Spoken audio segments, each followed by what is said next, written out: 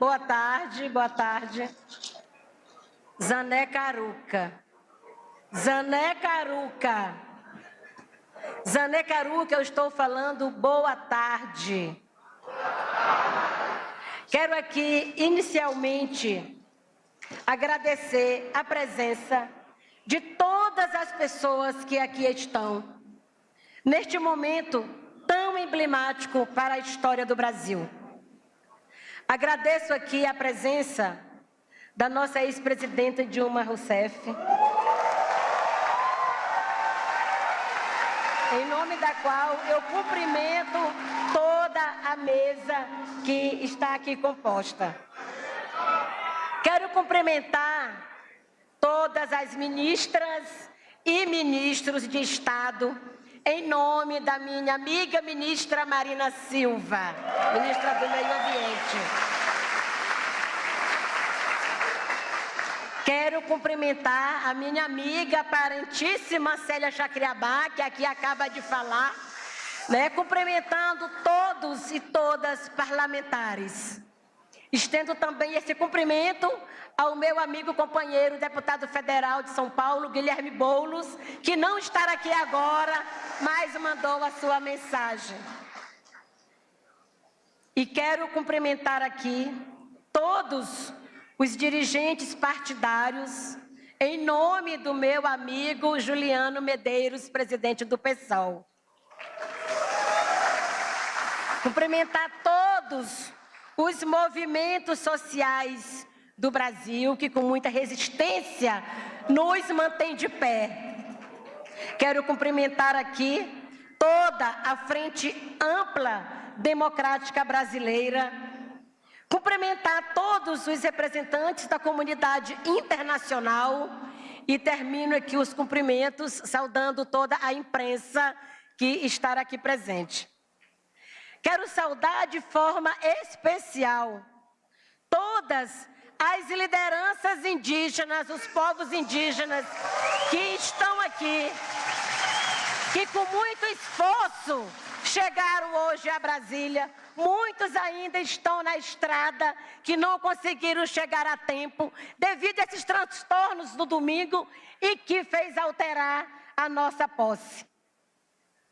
Quero aqui saudar de forma ainda muito especial e com muita honra a minha família, que está aqui, ao meu lado.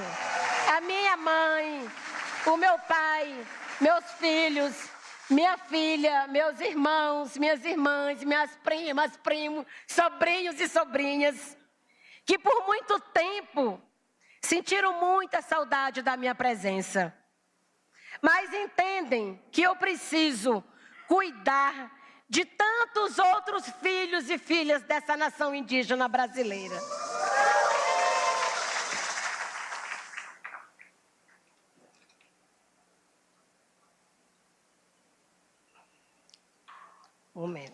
Quero agradecer a presença da primeira-dama, nossa querida Janja.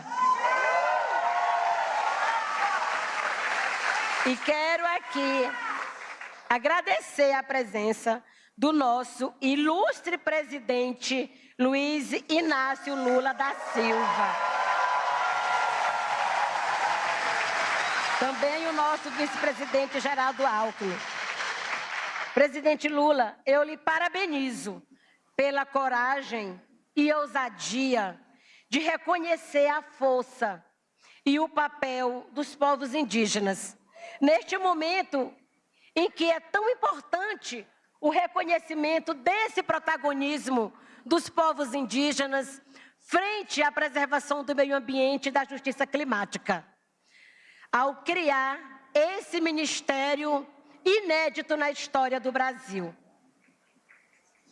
Povos esses que resistem há mais de 500 anos a diários ataques covardes e violentos, tão chocantes e aterrorizantes como vimos neste último domingo aqui em Brasília. Porém, sempre menos visibilizados. Mas a partir de agora, essa invisibilidade não pode mais camuflar a nossa realidade. Estamos aqui de pé para mostrar que nós não iremos nos render. A nossa posse aqui hoje, minha e de Aniele Franco, minha amiga ministra da Igualdade Racial, é o mais legítimo símbolo dessa resistência secular, preta e indígena do nosso Brasil.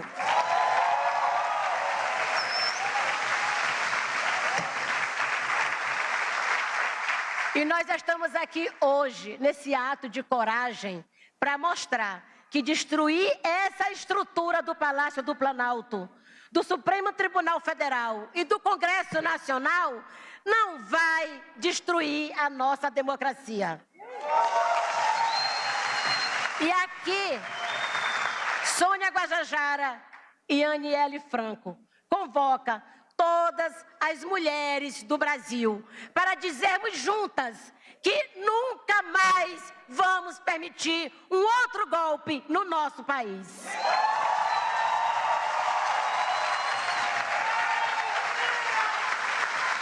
Sem anistia!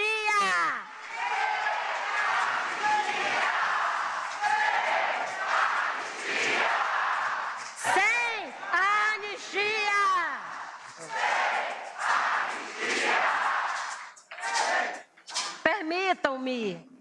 Permitam-me voltar a um passado recente da minha história, para compartilhar uma memória com vocês.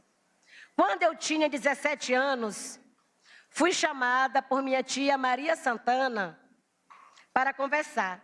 Tia Maria é parteira e uma respeitada liderança espiritual.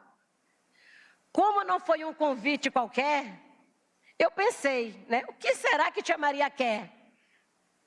Subi na garupa de uma moto e fui até a aldeia Lagoa Quieta, no território Araribóia, no município de Amarante do Maranhão, onde é o meu território, para encontrar com a tia Maria.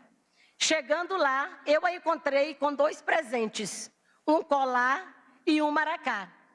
Ela, então, me olhou e disse, com aquela voz serena, ô, minha filha, quero te entregar esses presentes, que são símbolos de liderança.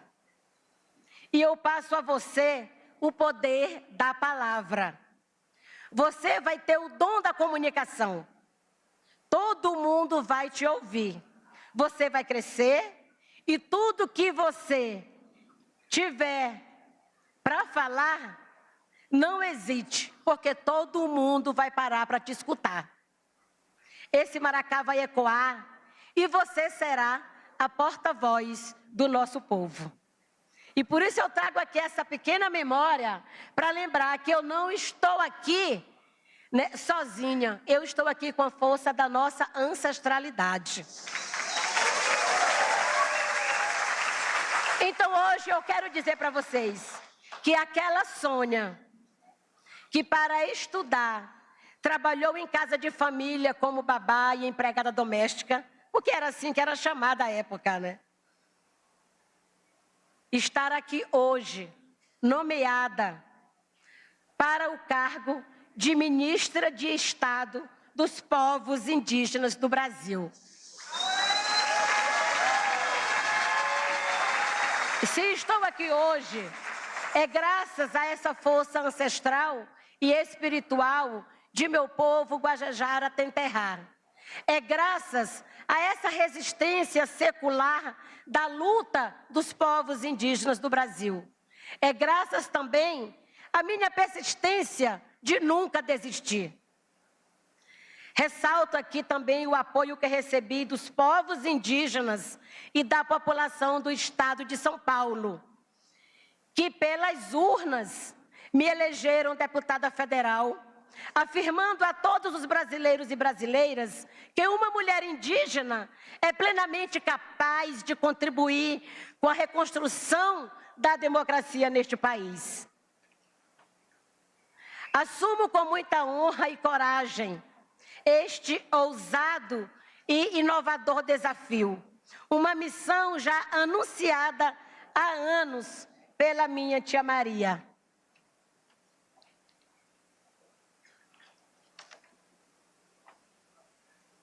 Talvez muitas pessoas nunca irão entender o quanto este momento é significativo para mim e para nossos povos indígenas do Brasil. Talvez nem todas as pessoas que estão aqui me ouvindo saibam que a existência dos povos indígenas do Brasil é cercada por uma leitura extremamente distorcida da realidade. Ou nos romantizam ou nos demonizam. Nós não somos o que, infelizmente, muitos livros de história ainda costumam retratar.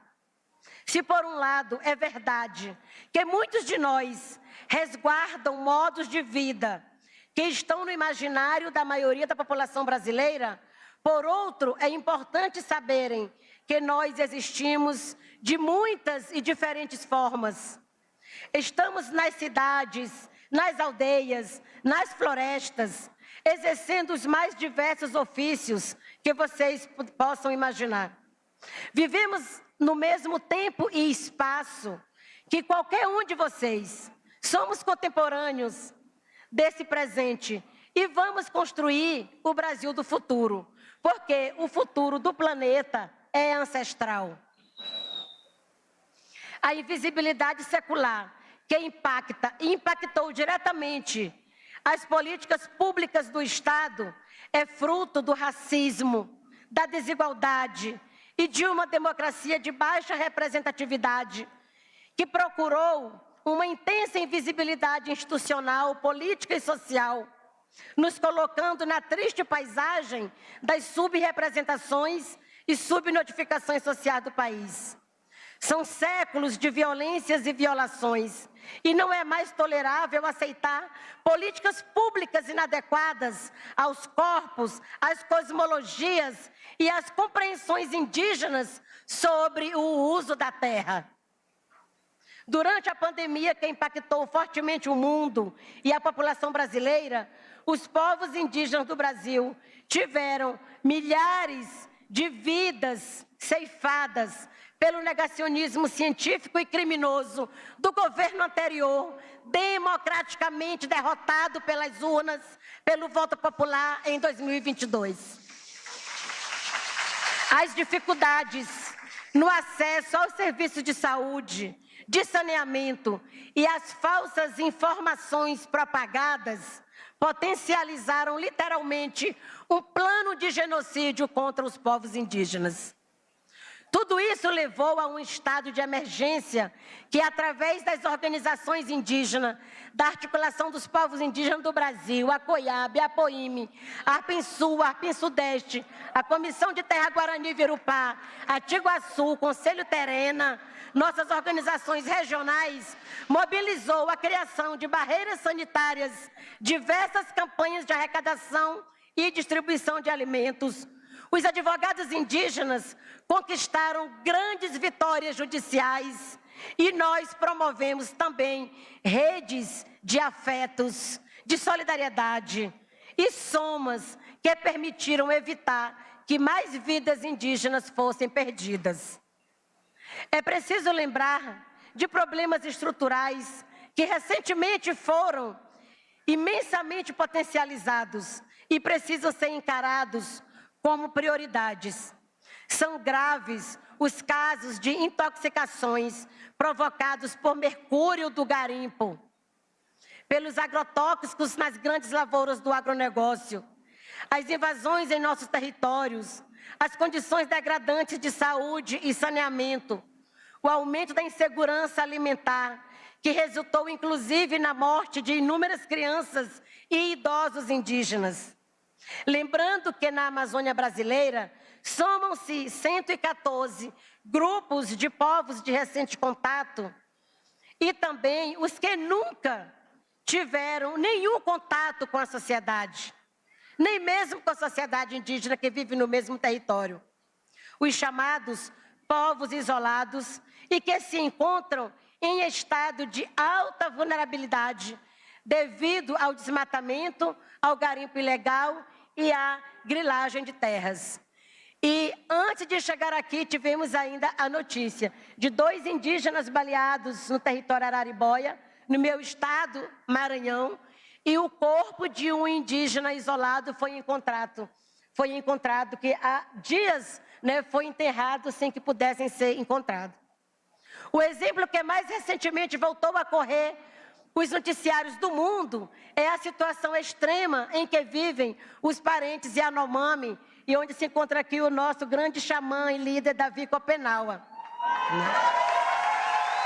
Não é mais possível convivermos com povos indígenas submetidos a toda sorte de males, com desnutrição infantil e de idosos, malária, violação de mulheres e meninas e altos índices de suicídio.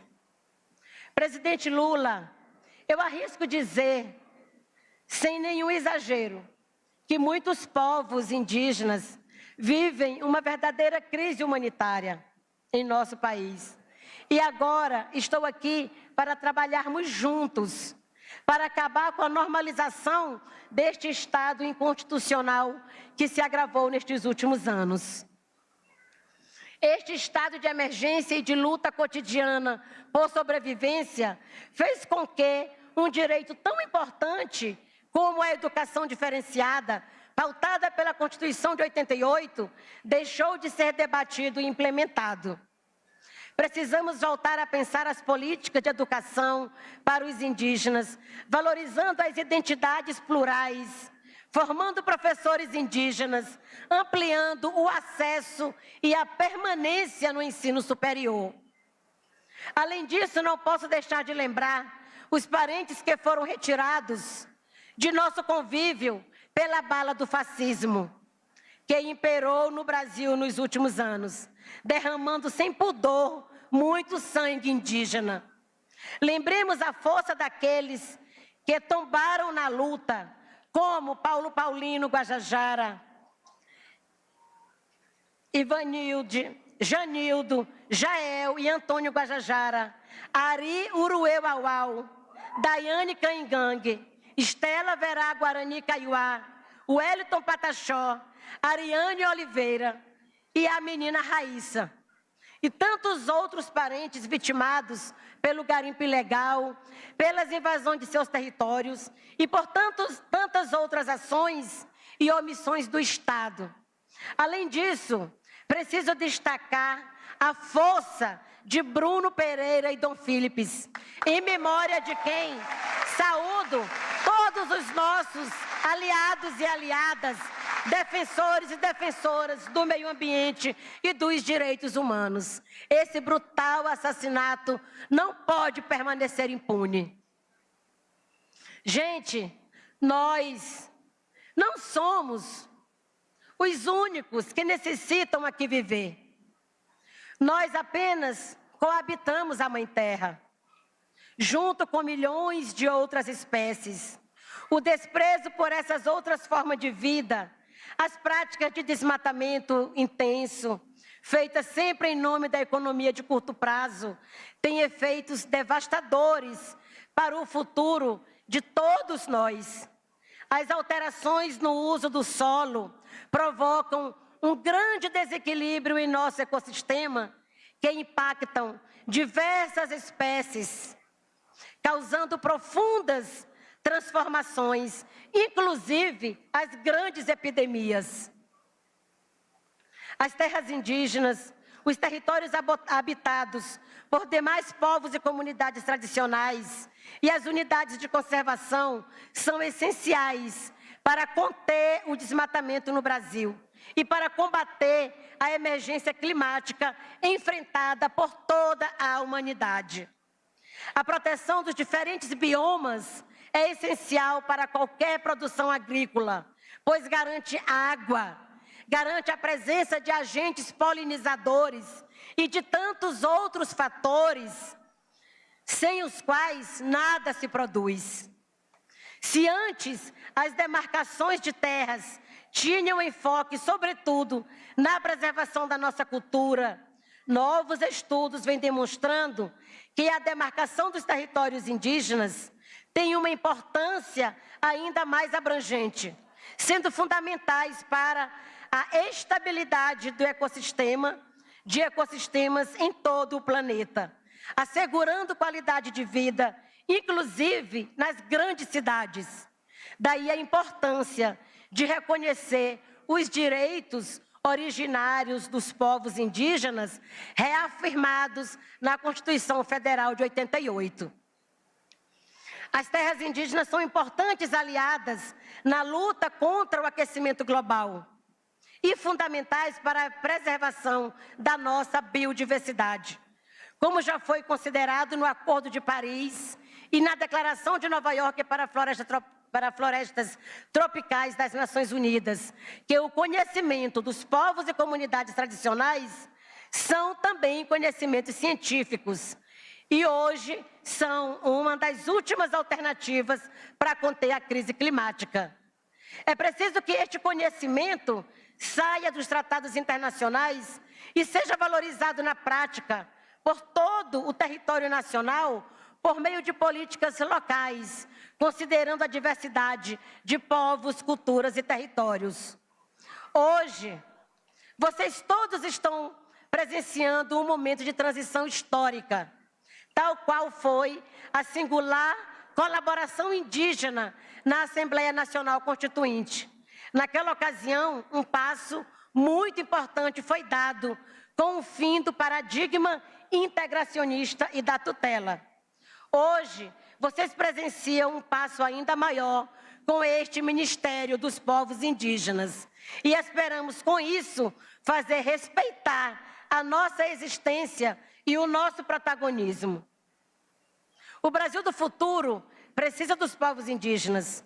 Tudo que tradicionalmente é chamado de cultura entre os brasileiros e brasileiras, para nós, significa tudo o que somos.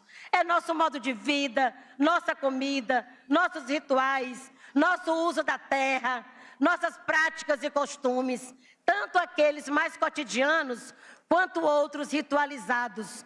Cultura também é sinônimo de luta. Lembremos também o que estava sendo empurrado para o esquecimento. O Brasil é plural, o Brasil é alegria, o Brasil é colorido e solidário.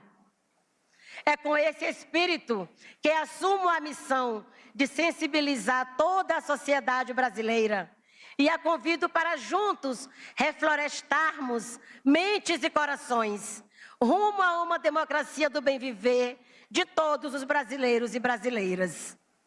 Os desafios são tremendos e quero aqui deixar o meu pedido ao conjunto de ministras e ministros, governadoras e governadores, prefeitas e prefeitos, que compreendam o sentido de aldear a política.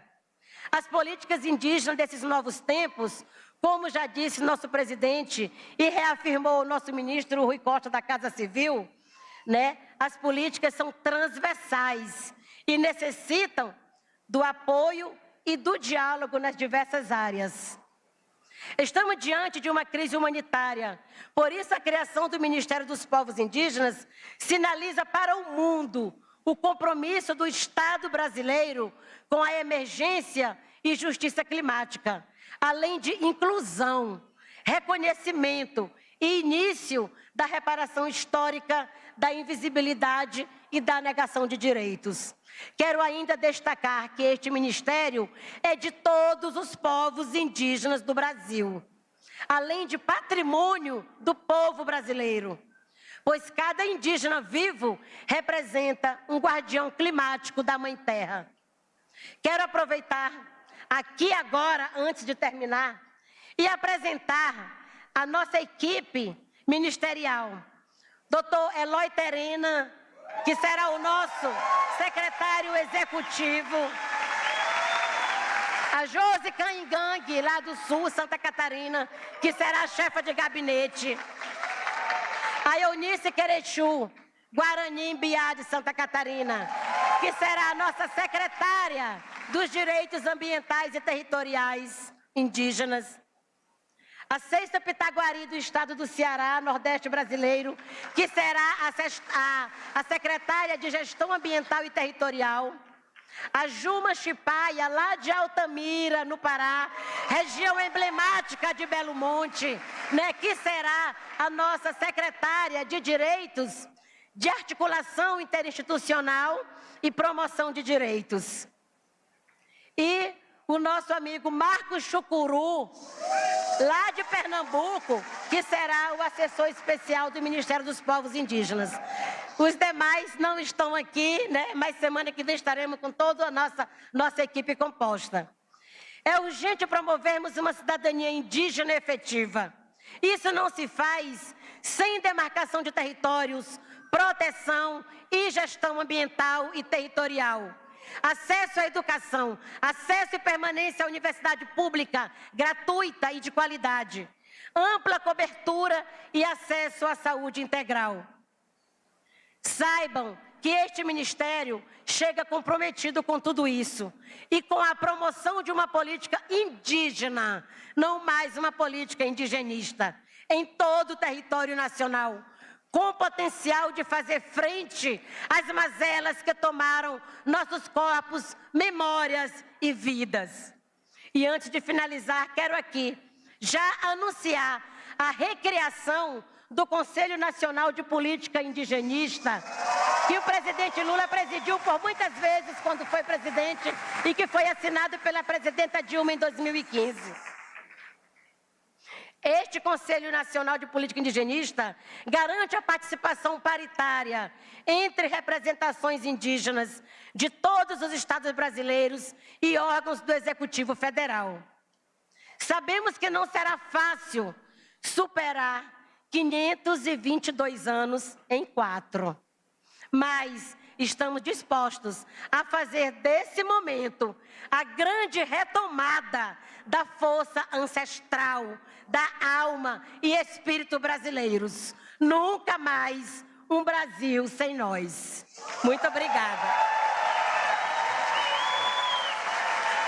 E quero aqui convidar o presidente Lula para vir aqui à frente. E o companheiro Mano Itanuí, Presidente Lula, por favor, aqui, presidente Lula, para encerrar.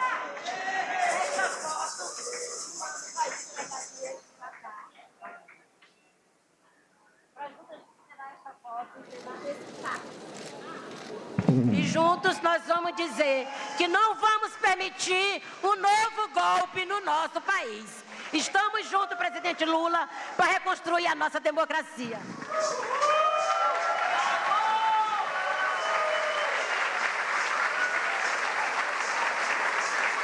E quero convidar aqui a Aniele Franco, nossa ministra, para estar junto nessa foto, onde a gente reafirma aqui o nosso pacto.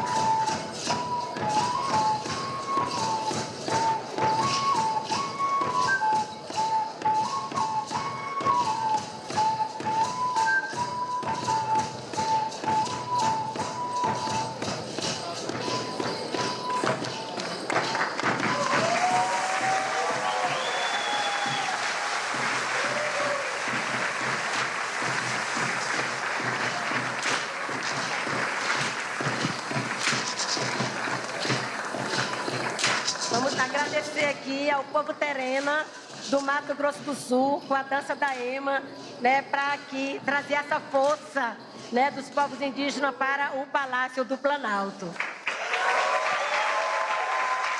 Gente, e agora nós temos mais um momento especial, que eu quero fazer um agradecimento ao ministro Flávio Dino, do Ministério da Justiça, que por tantos anos foi o ministério que abrigou a Fundação Nacional do Índio e que até o dia 24 de janeiro, ainda está, né, vinculado ao Ministério da Justiça e a partir daí passará a integrar o Ministério dos Povos Indígenas.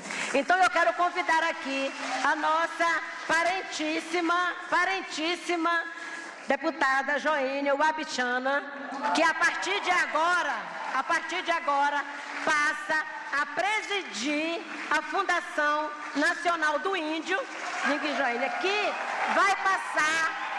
que vai passar a se chamar Fundação Nacional dos Povos Indígenas. Ela vai vir aqui, vai bater aqui. Não.